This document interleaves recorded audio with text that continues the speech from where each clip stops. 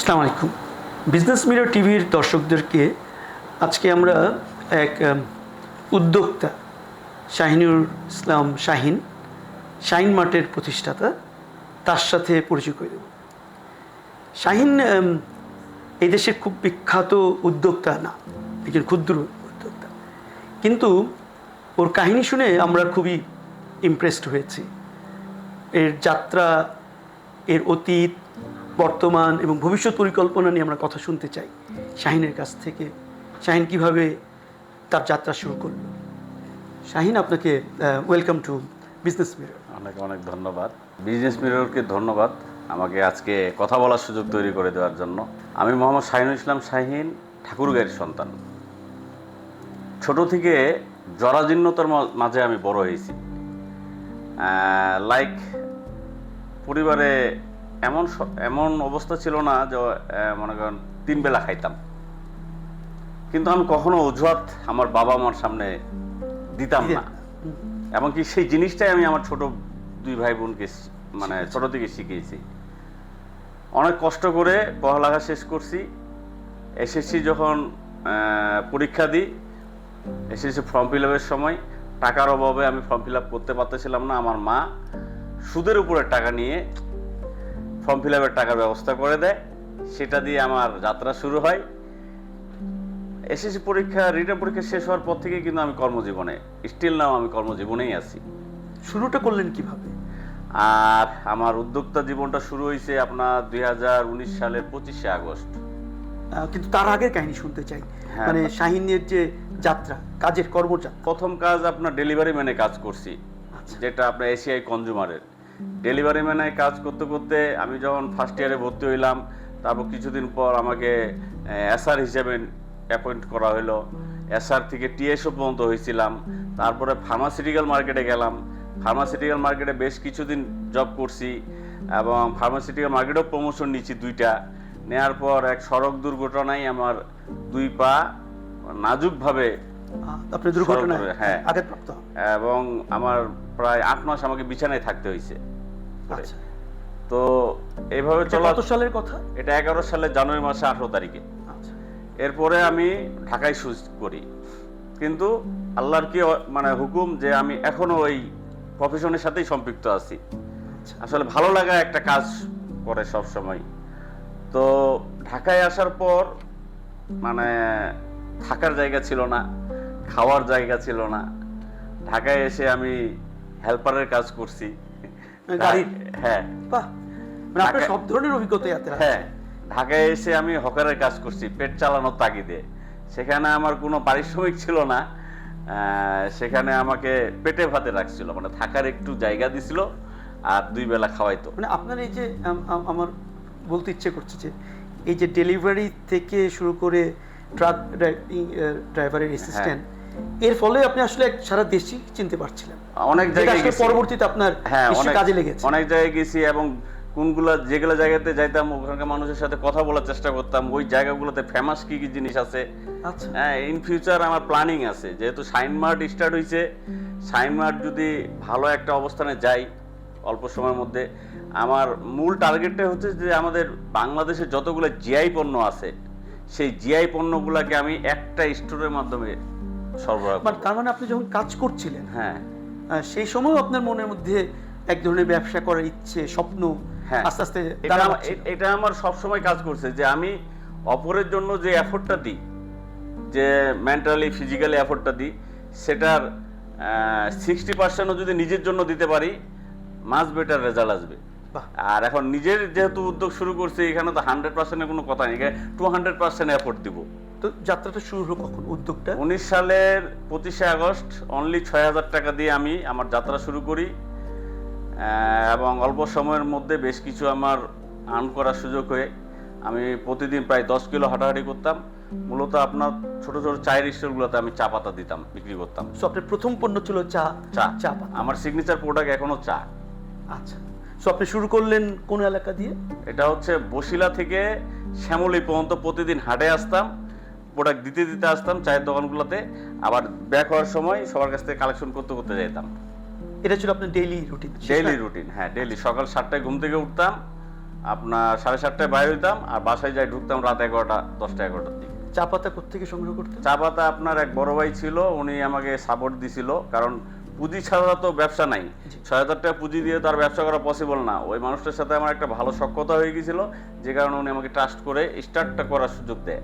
তো হাসান ভাই, উনি হচ্ছে চিটাগাংয়ে থাকে, বাংলাদেশ চা বোর্ডের যে অকশন বোর্ড আছে বাইতুল বোস্তামিতে, সেখানকার উনি বিডার। আচ্ছা আচ্ছা। তো উনি আমাকে এই সুযোগগুলো তৈরি করে দিছিল। আমরা হাসান ভাইকেও ধন্যবাদ জানাতে চাই, কারণ ওনার এই সাহায্যটা নিশ্চয়ই আপনার ব্যবসা শুরু থেকে বড় ভূমিকা রেখেছে। হ্যাঁ, অনেক বড় ভূমিকা রাখছে। করোনার পর আমি তো আবার জিরোতে চলে আসছিলাম। তো করোনার কাহিনীটা, কারণ আপনি 2019-এ শুরু করলেন, তারপরে তো করোনা চলে আসলো। তারপরে করোনা চলে আসলো, এবং করোনার আগ মুহূর্ত পর্যন্ত আপনার মোটামুটি আমি হেলদি একটা ইনকাম করছিলাম, যার ম্যাক্সিমাম টাকা আমার মার্কেটে পড়েছিল। আচ্ছা। এই করোনার কারণে সব ভাষায় নিয়ে চলে গেছিল। আমি আবার নিঃস্ব হয়ে গেলাম। দেন করোনা লকডাউন ওঠার পর বহু চিন্তা ভাবনা করে ডিসিশন নিলাম যে আসলে যেহেতু আমি চা পাতা নিয়ে কাজ করি, চা পাতা নিয়েই কাজ করব, কিন্তু লোকাল গ্রেডের চা পাতা নিয়ে কাজ করব না, আর এখন এক্সপোর্ট কোয়ালিটির চা পাতা নিয়ে কাজ করব।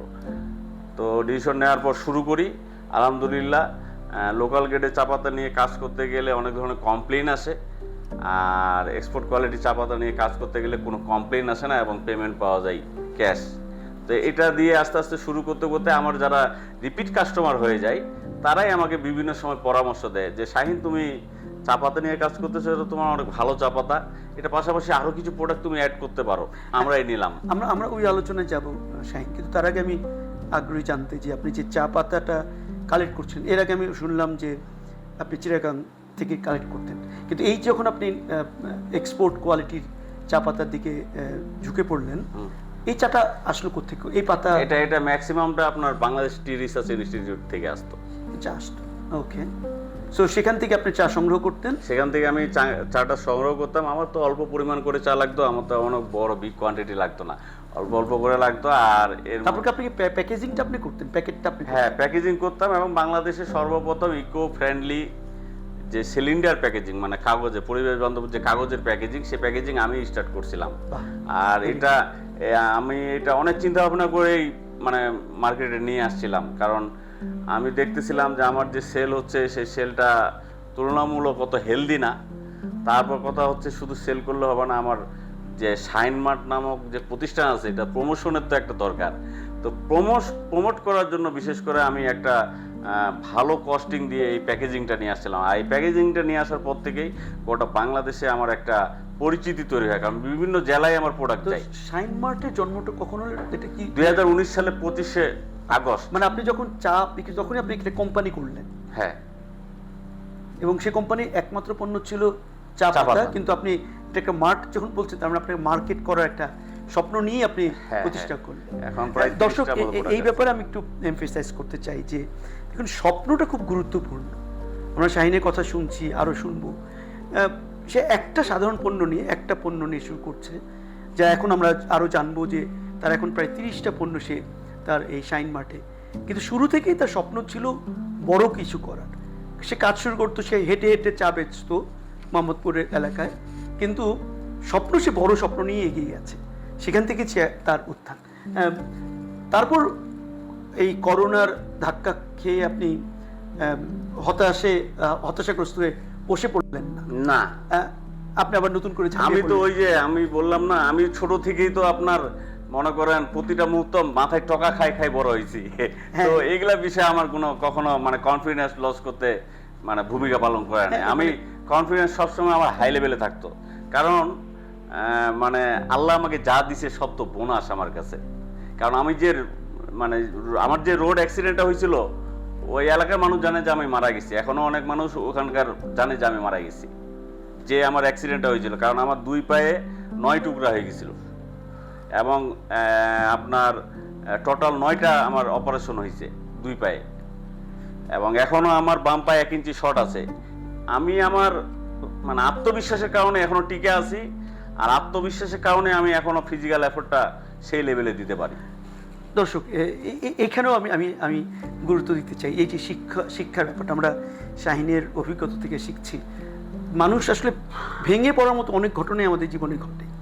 আমরা হতাশ হয়ে শেষ হয়ে যাওয়ার মতো মনে হয় যে জীবন এখানেই শেষ। 8 মাসের পর সে বেড রিডেন ছিল, 9টা বড় বড় অপারেশন হয়েছে এবং তার কোনো আশা ছিল না। তাকে তার এলাকাবাসী, তার মানুষজন মনে করছিল যে সে বেঁচে নেই, বেঁচে ফিরে আসবে না। কিন্তু দেখুন যে শাহিন কিন্তু ফিরে এসছে এবং মাশাআল্লাহ অনেক ভালো মতো ফিরে এসছে। এবং আমার শাইন মার্টের প্রত্যক্ষ সহযোগিতায় প্রায় 8 থেকে 10টি পরিবার চলে এখন, যেটা আমার টার্গেট যে আগামী 2026 সালের মধ্যে ন্যূনতম 100টা পরিবার যেন আমার প্রতিষ্ঠানের মাধ্যমে চলতে পারে। ভেরি গুড, এটাই আমার টার্গেট। আচ্ছা, এরপর আমরা আরেকটু শুনতে চাই যে চায়ের পর আপনি কি নিয়ে আসলেন? চায়ের পর নিয়ে আসলাম আমি আমার ঠাকুরগাঁয়ের কৃষকরা, আপনার প্রান্তিক কৃষকরা আপনার সরিষার বীজ উৎপাদন করে। হ্যাঁ, সেই সরিষার বীজ আমি কালেক্ট করে সুন্দর করে সেটাকে মানে রোদরে শুকিয়ে সেটা আমি আমার এক প্রতিবেশী চাচা আছে, তার ওখানে কাঠের ঘানির সেটআপ আছে। আচ্ছা, যেটা এখন প্রচলন বেশি, কাঠের ঘানি সরিষার তেলটা সবাই বেশি পছন্দ করে। সেখান থেকে কুটাই নিয়ে আমি ঢাকায় নিয়ে আসে বাজারজাত করতেছি। আমার সরিষার তেলের পাশাপাশি আমার দুধ থেকে যে ক্রিম সেপারেট করে সেই ক্রিম সেপারেট মেশিন আছে। আমি অথেন্টিক ঘিও, গাওয়া ঘি যেটা, সেটাও আমি বাজারজাত করতেছি। পাশাপাশি সকলের উদ্দেশ্যে এটাই বলতে চাই যে ঠাকুরগাঁকে কিন্তু শুধু ঠাকুরগাঁ নামে চেনে না, বাংলাদেশে অনেক মানুষ জানে রুটির ঝুড়ি বলা হয় ঠাকুরগাঁকে, বিকজ গত 1 দশক ধরে ঠাকুরগাঁও গম উৎপাদনে সেরা, বাংলাদেশের মধ্যে সেরা জেলা। তো আমাদের ঠাকুরগাঁতেই শুধুমাত্র কিছু প্রান্তিক কৃষক দেশি ছোট ছোট দানার, লাল দানার যে গমটা আছে, এই দানার গমটা আপনার নিজেরা খাওয়ার জন্য উৎপাদন করে, যেটা অত্যন্ত পুষ্টিকর, স্বাস্থ্যসম্মত।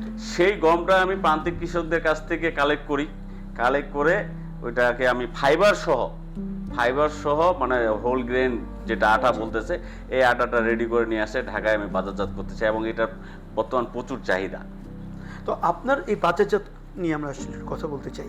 এটা কি আপনার কি কোনো শপ, দোকান আছে, না আপনি ডেলিভারি দেন বিভিন্ন শপকে, না ইন্ডিভিজুয়ালি বা অনলাইনে বা ফেসবুকে, কিভাবে? আমি মূলত আপনার মার্কেটিংটা আমার ফিজিক্যাল না, আমার অনলাইনে মার্কেটিংটা হয়। আর কিছু কিছু জায়গা আছে যে জায়গাগুলো আমার পরিচিত, তাদের শপে হয়তো বা 2-4টা করে আইটেম আমি স্যাম্পল হিসাবে দিলাম, কেনাবেচা করতে করতে আবার কিছু মাল ঢুকাইলাম। আর ম্যাক্সিমামটা আমার সেল হয় অনলাইনে, কারণ ইতিমধ্যে আমার বেশ কিছু রিপিট কাস্টমার হয়ে গেছে যারা প্রতি মাসে কোনো না কোনো প্রোডাক্ট অর্ডার দেয়, অনলাইনে অর্ডার দেয়। আমার ডেলিভারি ম্যান আছে, সেই ডেলিভারি ম্যানের দ্বারা আমি ইনসাইড ঢাকা ডেলিভারি করে দিই, আউটসাইড ঢাকা যেটা সেটা আমি বাই কুরিয়ারে আমি পাঠাই দিই। শাহিন, আপনার সঙ্গে যখন প্রথম কথা হলো, আপনি সাতক্ষীরায় ছিলেন, ঠাকুরগাঁর সন্তান, সাতক্ষীরা আপনি কাজ করছেন, উত্তরবঙ্গ থেকে একদম দক্ষিণবঙ্গ। এই যাত্রাটা শুনতেছি, আপনি সেখানেও কাজ করছেন। আমি মানে আমার কথা হচ্ছে যে যারা আমার চায়ের কাস্টমার তারা আমার অর্গানিক ফুডের কাস্টমার। কেন তারা আমার কাছ থেকে আম কিনে খাবে না? সুযোগ আছে তো। আমার আমের ব্যবসাটাও কিন্তু অনেক রিস্কি ব্যবসা, কিন্তু আমার তো সুযোগ আছে সেল করার। তো এখনকার দিনে মানুষ কোটি কোটি টাকা অ্যাডভাইসমেন্ট থেকে শুরু করে অন্যান্য ম্যানেজমেন্টে খরচ করতেছে শুধুমাত্র সেলসের জায়গাটা তৈরি করার জন্য। তা আমার তো কিছু রেডি কাস্টমার আছে, তাদেরকে তো খাওয়াইতে পারবো।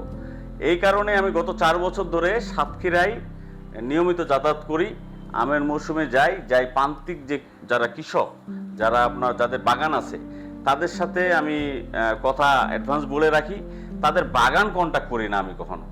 কারণ আমাদের নবীজি বলে গেছেন যে ফল, যে কোনো ফল পরিপক্ক হওয়ার পরে সওদা করো, যেন কৃষক এবং ব্যবসায়ী উভয়ে লাভবান হয়। এই জিনিসটা আমার মাথায় সেটআপ আছে।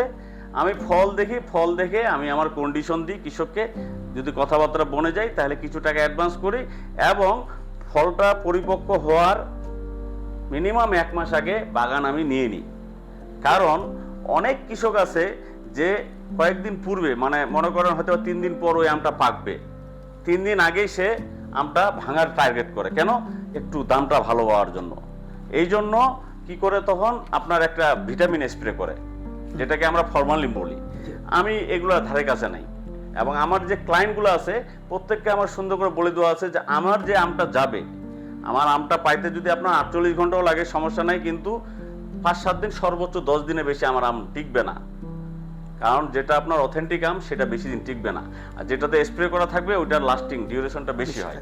তো আমি সাতক্ষীরায় আপনার এই যে মে মাসের 8 তারিখ থেকে শুরু, স্থানীয় প্রশাসন আম ভাঙার নির্দেশ দিছে, আমি 8 তারিখ থেকে করবো না, আমি 10 তারিখ থেকে।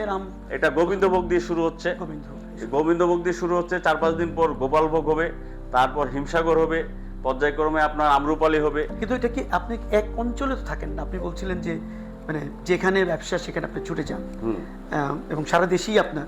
সো আপনি সাতক্ষীরাতে গোবিন্দভোগ নিচ্ছেন, ওখান থেকে সব আপনি নিচ্ছেন? ওখান থেকে সব আম নিচ্ছেন, কিন্তু আপনি কি, আমরা জানি আমের রাজধানী হচ্ছে না, না, এখানে ব্যাপার আছে। এখানে আপনার খুলনা অঞ্চল ডিফারেন্ট ওয়েদারের কারণে ওখানকার আমটা পরিপক্ক হয় আগে। এখন মে মাসে 10 তারিখ থেকে যদি এখানে প্রোডাকশন শুরু হয়, মানে প্রোডাক্ট বুকিং শুরু হয়, জুন মাসের মাঝামাঝি আস্তে আস্তে এদের যতগুলো আমের জাত আছে বাণিজ্যিক ভাবে যেগুলা মানে আম উৎপাদন হয় সবগুলো ক্লোজ হয়ে যাবে। আর জুন মাসের মাঝামাঝি থেকে আপনার চাপাইতে আম ম্যাচুরিটি হওয়া শুরু করে। তার মানে আপনি জুনে চলে যান কি চাপাই? চাপাই কানসাটের পাশে আমার বাগান আছে।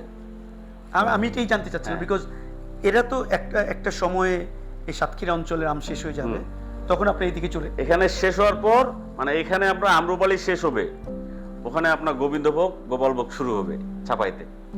আবার ওখানে মনে করেন 1 মাস 1.5 মাস চলবে, 1.5 মাস চলার পর আপনার তখন আপনার এখানে যখন ক্লোজ হয়ে আসবে তখন আপনার দেখবেন রংপুরে হাড়িভাঙা শুরু হয়।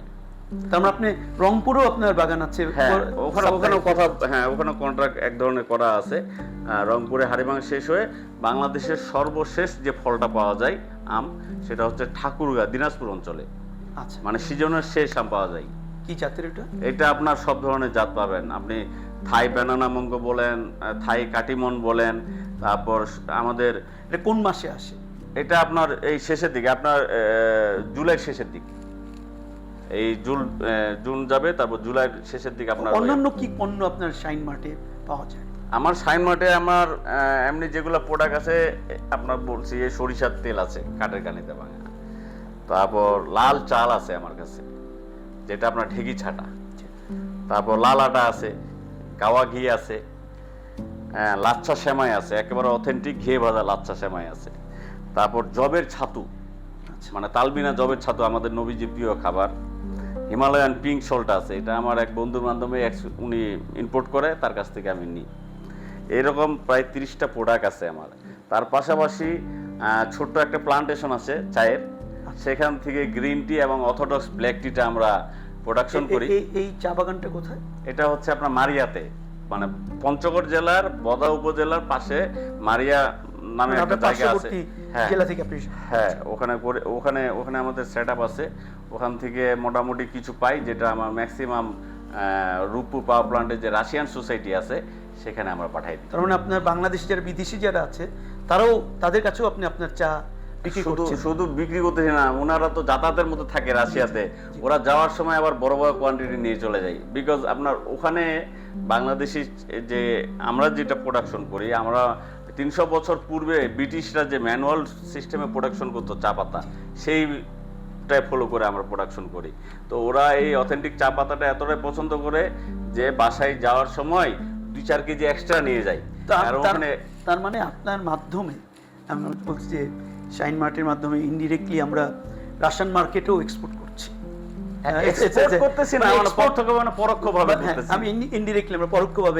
এটা হচ্ছে গুড। আপনি আশা করি, আমরা এখন শুনতে চাই আপনার ভবিষ্যৎ পরিকল্পনা। আমার ভবিষ্যৎ পরিকল্পনা আসলে ওই কি বলবো, ছোট থেকেই মানে সংকীর্ণতা নিয়ে বড় হওয়া, কিন্তু একমাত্র আত্মবিশ্বাসের কারণে এত দূরে আসার সুযোগ আসছে। জানি না আল্লাহ আমাকে মানে কতটুকু রহমত দান করবেন, তবে আমার ভবিষ্যৎ পরিকল্পনা হচ্ছে এই ঢাকার বুকে আমার একটা সুপার শপ হবে, লাইক স্বপ্ন আগোরা, এরকম একটা সুপার শপ হবে যেখানে আমার ঠাকুর, আমি শুধু কিন্তু আমার শাইন মার্টকে কখনো প্রমোশন করি না, আমার শাইন মার্টের সাথে ঠাকুরগাঁকে প্রমোশন করি, আমার মাতৃভূমিকে প্রমোশন করি।